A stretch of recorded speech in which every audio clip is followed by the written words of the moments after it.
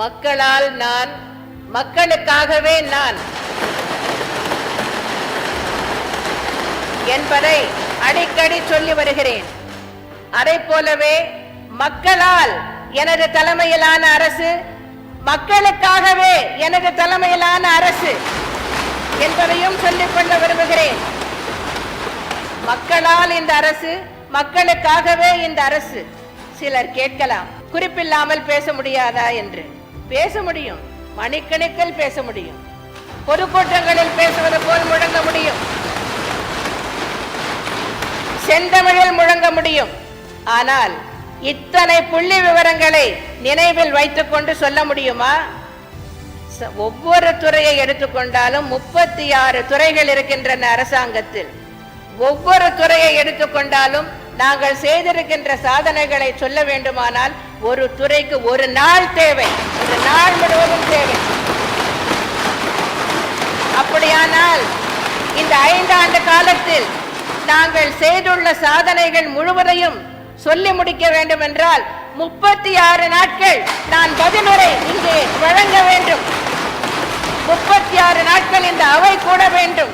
36 நாட்களும் சொல்லக்கூடிய அளவிற்கு அத்தனை சாதனைகளை புரிந்துள்ளோம். அவற்றையெல்லாம் சுருக்கி கிட்டத்தட்ட 1.5 மணி நேரத்தில் சொல்லக்கூடிய அளவிற்கு கொண்டு வருவது என்பது பகீரத பிரயத்தனம். எதை சொல்லுவது, எதை விடுவது என்று பார்த்து பார்த்து தயாரிக்கப்பட்ட பதில் உரை இது. ஆகவே இன்னும் நாங்கள் செய்துள்ள சாதனைகளை சொல்ல வேண்டும் என்றால் ஏராளமானவை உள்ளன. ஆனால் நான் குறிப்பிட விரும்புவது என்னவென்றால், எங்களுடைய செயல்பாடு, எங்களுடைய திட்டங்கள் எல்லாமே மக்களுக்காகத்தான். எங்களை பொறுத்தவரை எந்த சுயநலமும் இல்லை, பொதுநலம்தான், மக்கள் நலம்தான். அனைத்து இந்திய அண்ணா திராவிட முன்னேற்ற கழகம்தான் உண்மையான மக்கள் இயக்கம். மக்களுக்காகவே தன்னை அர்ப்பணித்துக் கொண்ட இயக்கம், மக்களுக்காகவே தன்னை அர்ப்பணித்த தலைவியை கொண்ட ஒரு இயக்கம்.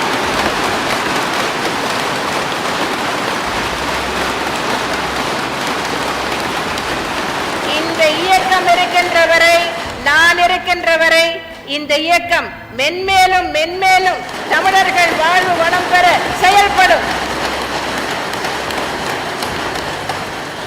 எனக்கு பின்னாலும் இன்னும் எத்தனை நூற்றாண்டுகள் வந்தாலும் அனைத்து இந்திய அண்ணா திராவிட முன்னேற்ற கழகம் மக்களுக்காகவே இயங்கும். பணத்துல இருந்து ஒரு பைசா கூட தொடமாட்டோம், தொடவும் விடமாட்டோம், தொட்டா விடமாட்டோம், இதுக்கு முன்னாடி தொட்டவங்களையும் விடமாட்டோம்.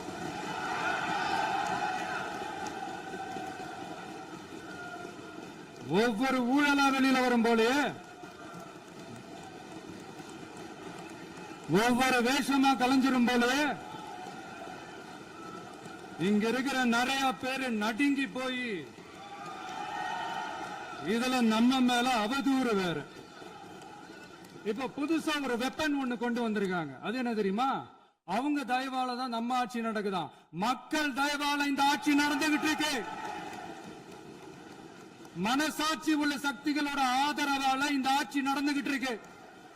நாங்க தான் அனுப்பி வச்சோம், நாங்க தான் அனுப்பி வச்சோம் அப்படின்றாங்களே.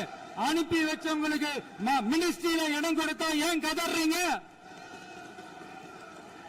ஏன் இவ்வளவு கோபம்? ஏன் இவ்வளவு கதறல்ஸ்? இதுல இன்னொரு முக்கியமான விஷயம், மார்க்சிஸ்ட் கம்யூனிஸ்ட் கட்சி நமக்கு ஆதரவு கொடுத்தது சுயேட்சையா எடுத்த முடிவுன்னு சொல்றாங்க. அதே மாதிரி இந்திய கம்யூனிஸ்ட் கட்சி நமக்கு ஆதரவு கொடுத்தது சுயேட்சையா எடுத்த முடிவுன்னு சொல்றாங்க. இதுல எங்க இருந்து நாங்க தான் அனுப்பி வச்சோம், நாங்க தான் அனுப்பி வச்சோம்னா புரியல. மக்களுக்கு நல்லா புரியும், எல்லாத்தையும் தெளிவா பார்த்துக்கிட்டு இருக்கிறாங்க.